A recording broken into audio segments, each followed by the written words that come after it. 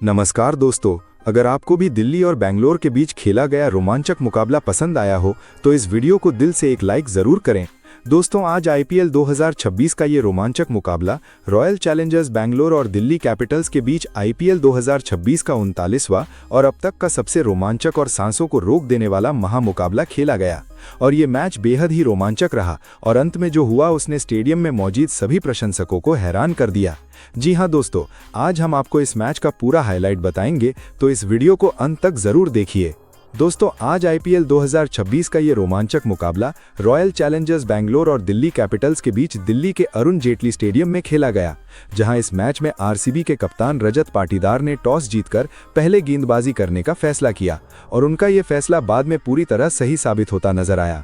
जिसके बाद दिल्ली की ओर से पारी का आगाज करने के लिए केएल राहुल और नए बल्लेबाज साहिल परख की विस्फोटक और आक्रामक सलामी जोड़ी मैदान पर उतरी।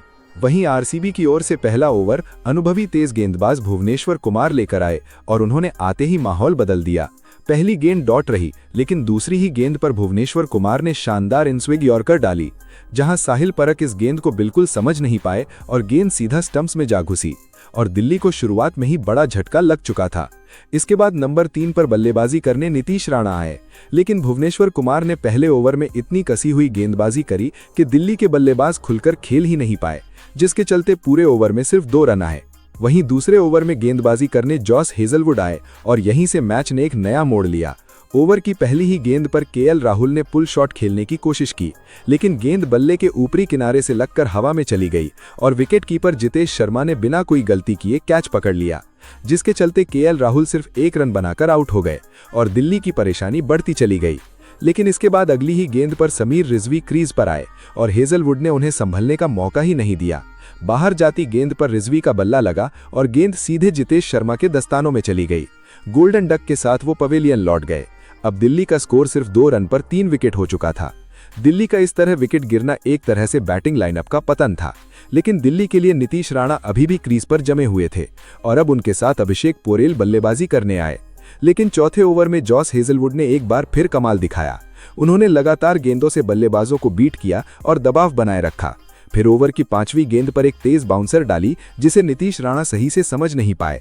बल्ले का किनारा लगा और गेंद स्लिप में चली गई, जहां देवदत्त पडिक्कल ने एक और कैच पकड़ लिया। नीतीश राणा भी सिर्फ 1 रन बनाकर आउट हो गए। अब हालात ये थे कि दिल्ली का कोई भी बल्लेबाज टिक कर खेल नहीं पा रहा था। भुवनेश्वर कुमार और जॉस हेजलवुड की जोड़ी ने पूरी तरह से मैच पर कब्जा जमा लिया था। हर गेंद पर ऐसा लग रहा था कि विकेट गिर सकता है और अब दबाव की स्थिति में अभिषेक पोरेल के साथ क्रीज पर आए अनुभवी बल्लेबाज डेविड मिलर दोनों ने थोड़ी समझदारी दिखाई और जोखिम लेने से बचते हुए पारी को संभालने की कोशिश की। हालांकि रन बनाना आसान नहीं था, क्योंकि आरसीबी के गेंदबाज लगातार दबाव बनाए हुए थे। वहीं फिर पावर प्ले के आखिरी 2 ओवरों में भी भुवनेश्वर और हेजलवुड ने बेहद किफायती गेंदबाजी की और सिर्फ 4 रन ही दिए। दिल्ली के बल्लेबाज बड़े शॉट खेलने की हिम्मत नहीं जुटा पा रहे थे। हर गेंद पर विकेट का खतरा बना हुआ था। इस तरह 6 ओवर यानी पावर प्ले की समाप्ति तक दिल्ली की टीम 13 रन पर 6 विकेट गंवा चुकी थी। लेकिन पावर प्ले के बाद कहानी में थोड़ा बदलाव देखने को मिला। लगातार गिरते विकेटों के बीच अब जिम्मेदारी डेविड मिलर और अभिषेक पोरेल के कंधों पर थी। दोनों बल्लेबाजों ने समझदारी दिखाते हुए शुरुआत में संभल कर खेला, लेकिन जैसे ही उन्हें थोड़ा मौका मिला उन्होंने अपने हाथ खोलने शुरू कर दिए। जहां 7वां ओवर करने के लिए रसिकदार सलाम आए और यही वो पल था जहां दिल्ली ने हल्का सा काउंटर अटैक करने की कोशिश की। ओवर की दूसरी गेंद पर अभिषेक पोरेल ने शानदार टाइमिंग के साथ डीप मिड विकेट की दिशा में चौका जड़ दिया। ये शॉट न सिर्फ खूबसूरत था, बल्कि टीम के लिए जरूरी आत्मविश्वास भी लेकर आया। इसके बाद डेविड मिलर भी पीछे नहीं रहे। ओवर की चौथी गेंद पर उन्होंने क्लासिक स्ट्रेट ड्राइव खेला। गेंद सीधी एक्स्ट्रा कवर के ऊपर से बाउंड्री के पार चली गई। इस ओवर में कुल 12 रन आए और पहली बार ऐसा लगा कि दिल्ली की टीम थोड़ा संभल रही है। इसके बाद 8वां ओवर लेकर आए रोमारियो शेफर्ड, लेकिन उनका स्वागत भी जोरदार अंदाज में हुआ। अभिषेक पोरेल ने पुल शॉट खेलते हुए बैकवर्ड स्क्वायर लेग की दिशा में एक और शानदार चौका लगाया। पोरेल अब आत्मविश्वास में नजर आ रहे थे और स्ट्राइक को अच्छी तरह रोटेट भी कर रहे थे। जिसके बाद 9वां ओवर फिर से रसिकदार सलाम के हाथ में आया और ये ओवर काफी रोमांचक रहा।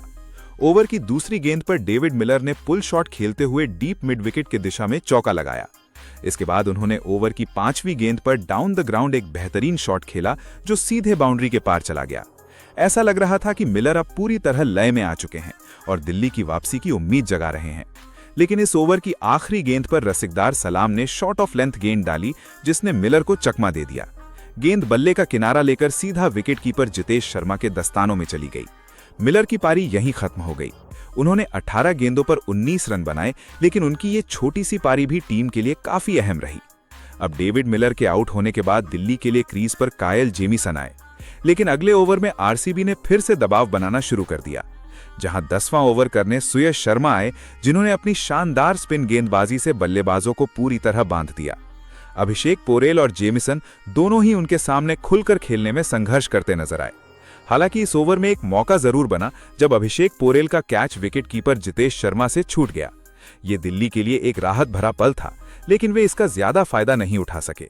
सुयश शर्मा ने पूरे ओवर में बल्लेबाजों को रन बनाने का कोई मौका नहीं दिया। इस तरह 10 ओवर की समाप्ति तक दिल्ली की टीम 7 विकेट के नुकसान पर 46 रन बना चुकी थी। लेकिन इसके बाद 11वें ओवर में मैच ने एक बार फिर से करवट ली, जहां आरसीबी के लिए गेंदबाजी करने के लिए रोमारियो शेफर्ड आए, और इस बार कायल जेमिसन ने साफ इरादा दिखा दिया कि वो दबाव में झुकने वाले नहीं है। ओवर की दूसरी गेंद पर जेमिसन ने शानदार पुल शॉट खेला। गेंद डीप स्क्वायर लेग के ऊपर से उड़ती हुई सीधे बाउंड्री के पार चली गई। यह दिल्ली के लिए किसी राहत से कम नहीं था। स्टेडियम में बैठे फैंस को भी पहली बार लगा कि शायद यहां से टीम थोड़ा मुकाबला कर सकती है। और फिर जेमिसन यही नहीं रुके, उन्होंने अपने आत्मविश्वास को बनाए रखते हुए ओवर की चौथी गेंद पर एक और शानदार शॉट खेला। इस बार उन्होंने मिड विकेट के ऊपर से गेंद को चौके के लिए भेज दिया। इस ओवर में कुल 12 रन आए और इसी के साथ दिल्ली की टीम का स्कोर 50 रन के पार पहुंच गया। कुछ पलों के लिए ऐसा लगने लगा कि दिल्ली अब तेजी से रन बनाकर मैच में वापसी की कोशिश करेगी। लेकिन 12वें ओवर में सुयश शर्मा गेंदबाजी करने आए, जिन्होंने अपनी कसी हुई स्पिन गेंदबाजी से जेमिसन को पूरी तरह जकड़ लिया। इस ओवर में जेमिसन बेहद संघर्ष करते नजर आए। वो एक भी सिंगल नहीं निकाल पाए और सिर्फ 1 रन वाइड के रूप में आया। सुयश शर्मा ने शानदार कंट्रोल दिखाते हुए दिल्ली के बल्लेबाजों पर दबाव और बढ़ा दिया। इसके बाद 13वां ओवर लेकर कृणाल पांड्या आए और आते ही उन्होंने दिल्ली को एक और बड़ा झटका दे दिया। ओवर की तीसरी गेंद पर उन्होंने सीधी और सटीक लाइन पर गेंद डाली।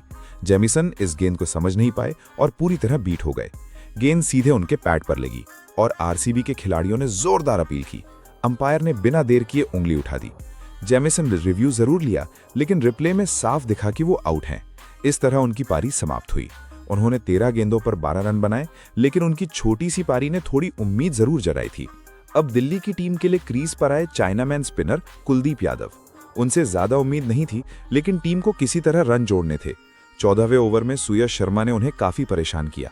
कुलदीप ने 2 बार रिवर्स स्वीप खेलने की कोशिश की, लेकिन दोनों ही बार वो असफल रहे। इस ओवर में सिर्फ 3 रन ही आए और दिल्ली की मुश्किलें जस की तस बनी रहीं। वहीं फिर 15वें ओवर में कृणाल पांड्या के खिलाफ कुलदीप यादव और अभिषेक पोरेल ने थोड़ा संयम दिखाया। दोनों ने बड़े शॉट खेलने के बजाय सिंगल लेकर स्ट्राइक रोटेट करने की कोशिश की। इस ओवर से 4 सिंगल आए, लेकिन रन गति अब भी बेहद धीमी थी। 15 ओवर की समाप्ति तक दिल्ली की टीम 71 रन पर 8 विकेट खो चुकी थी। ये स्कोर साफ बता रहा था कि दिल्ली की टीम एक बड़े संकट में है। फिर आया 16वां ओवर और एक बार फिर सुयश शर्मा ने कमाल कर दिया।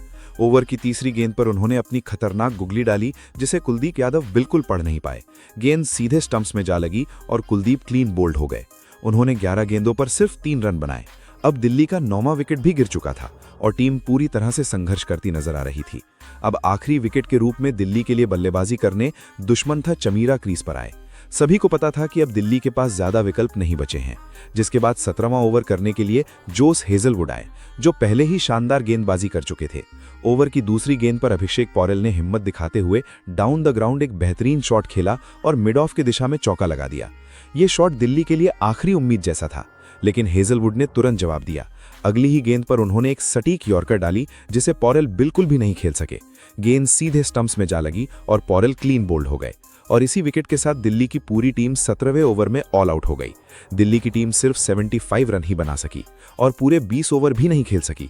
जहां दिल्ली के लिए अभिषेक पोरेल ने सबसे ज्यादा संघर्ष करते हुए 33 गेंदों पर 30 रन बनाए, वहीं गेंदबाजी में आरसीबी पूरी तरह हावी रही, जहां जोस हेजलवुड ने 4 विकेट लेकर शानदार प्रदर्शन किया, जबकि भुवनेश्वर कुमार ने 3 विकेट झटके। अब आरसीबी के सामने जीत के लिए सिर्फ 76 रन का छोटा सा लक्ष्य था, जिसके बाद आरसीबी की टीम इस छोटे से लक्ष्य का पीछा करने मैदान पर उतरी और माहौल पूरी तरह से उनके पक्ष में नजर आ रहा था। जहां आरसीबी के लिए पारी की शुरुआत करने के लिए इन फॉर्म बल्लेबाज विराट कोहली और युवा प्रतिभाशाली बल्लेबाज जैकब बेथल क्रीज पर आए। दोनों ही खिलाड़ी आक्रामक अंदाज के लिए जाने जाते हैं। ऐसे में फैंस को एक तेज शुरुआत की उम्मीद थी। वहीं दूसरी ओर दिल्ली की ओर से पहला ओवर लेकर आए कायल जेमिसन। उन्होंने अपनी पहली ही गेंद लेग स्टंप की दिशा में डाली और जैकब बेथल ने बिना समय गंवाए उसे फाइन लेग की दिशा में खूबसूरती से खेलते हुए चौके के लिए भेज दिया। ये शॉट बेथल के आत्मविश्वास को दर्शाता था। हालांकि इस चौके के बाद जेमिसन ने शानदार वापसी की और अगली कुछ गेंदों पर बेथल को खुलकर खेलने का मौका नहीं दिया। बेथल ने ओवर की आखिरी 2 गेंदों पर एक डबल और एक सिंगल जरूर लिया, लेकिन कोई बड़ा शॉट नहीं लगा सके। इस तरह पहले ओवर से कुल मिलाकर सिर्फ 7 रन ही आए। इसके बाद दूसरा ओवर करने के लिए दुष्यंता चमीरा आए। शुरुआत की 2 गेंदें काफी सधी हुई और बल्लेबाजों को ज्यादा मौके नहीं मिले, लेकिन तीसरी गेंद पर विराट कोहली ने अपने इरादे साफ कर दिए। उन्होंने एक फुल लेंथ गेंद को सीधे बल्ले से खेलते हुए स्ट्रेट डाउन द ग्राउंड शानदार चौका जड़ दिया। ये शॉट क्लास और टाइमिंग का बेहतरीन उदाहरण था। इसके बावजूद चमीरा ने बाकी गेंदों पर कसी हुई गेंदबाजी की और इस ओवर से कुल 6 रन ही आए। जिसके बाद पारी का तीसरा ओवर पूरी तरह से रोमांच से भरा हुआ था। एक बार फिर गेंदबाजी के लिए कायल जेमिसन आए। पहली गेंद पर विराट कोहली ने सिंगल लेकर स्ट्राइक जैकब बेथल को दी। इसके बाद बेथल ने आक्रामक रुख अपनाया और जेमिसन पर दबाव बनाना शुरू कर दिया।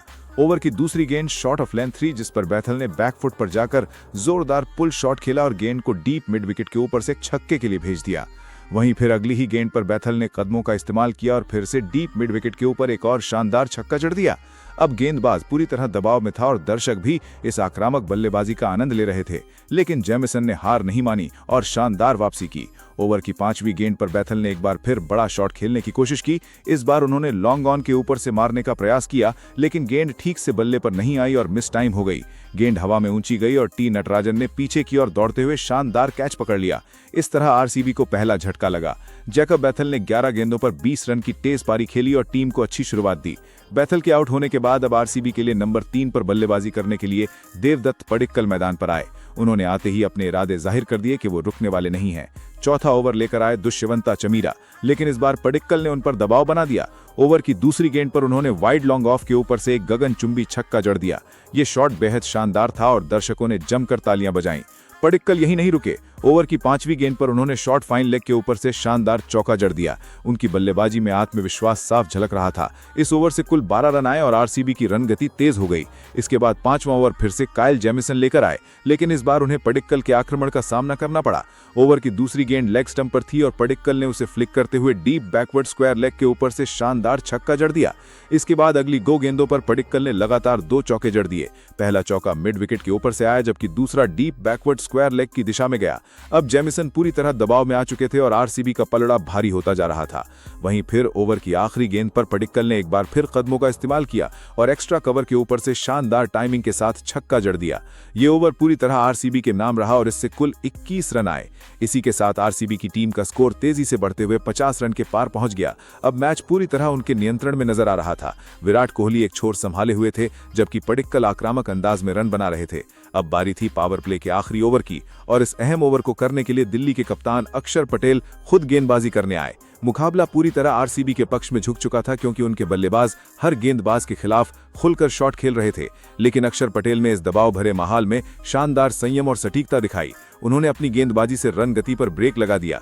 जहां बाकी गेंदबाजों के खिलाफ विराट कोहली और देवदत्त पडिक्कल आसानी से चौके बटोर रहे थे, वहीं इस ओवर में अक्षर ने दोनों बल्लेबाजों को बिल्कुल बांध कर रखा। उन्होंने ना तो कोई ढीली गेंद दी और ना ही बल्लेबाजों को बड़ा शॉट खेलने का मौका दिया। कोहली और पडिक्कल ने समझदारी दिखाते हुए सिर्फ सिंगल लेकर स्ट्राइक रोटेट की और इस ओवर से कुल मिलाकर सिर्फ 5 रन ही आ सके। इस तरह पहले 6 ओवर यानी पावर प्ले की समाप्ति तक आरसीबी की टीम ने 1 विकेट के नुकसान पर 65 रन बना लिए थे। अब स्थिति पूरी तरह आरसीबी के नियंत्रण में थी। जीत के लिए आरसीबी को अगले 14 ओवरों में सिर्फ 11 रन की जरूरत थी, जो कि बेहद आसान लक्ष्य नजर आ रहा था। इसके बाद 7वें ओवर में गेंदबाजी करने के लिए टी नटराजन आए। हालांकि ओवर की पहली गेंद पर विराट कोहली कोई रन नहीं बना सके और वो डॉट रही, लेकिन इसके बाद जो हुआ उसने मैच को तुरंत खत्म कर दिया। ओवर की दूसरी गेंद पर विराट कोहली ने अपने क्लासिक अंदाज में सीधे बल्ले से शॉट खेला और गेंद को सीधे डाउन द ग्राउंड छक्के के लिए भेज दिया। इसके बाद अगली ही गेंद शॉट ऑफ लेंथ थी और कोहली ने इस मौके को भी नहीं छोड़ा। उन्होंने जोरदार पुल शॉट खेलते हुए गेंद को डीप मिड विकेट के ऊपर से एक और शानदार छक्के के लिए भेज दिया। लगातार 2 छक्कों के साथ ही आरसीबी ने यह मुकाबला 9 विकेट से अपने नाम कर लिया, और वो भी सिर्फ 7वें ओवर में। ये जीत पूरी तरह से एक तरफा रही और आरसीबी के बल्लेबाजों ने अपने इरादे साफ कर दिए। इस शानदार जीत में देवदत्त पडिक्कल ने 13 गेंदों पर 34 रन की तूफानी पारी खेली, जबकि विराट कोहली ने 15 गेंदों पर 23 रन बनाकर टीम को जीत तक पहुंचाया। और इस जीत के साथ ही आरसीबी की टीम पॉइंट्स टेबल में दूसरे स्थान पर पहुंच गई और ये उनकी इस टूर्नामेंट में छठी जीत थी। तो दोस्तों, आपके हिसाब से आरसीबी की इस शानदार जीत का असली हीरो कौन रहा? अपनी कीमती राय कमेंट बॉक्स में जरूर दें।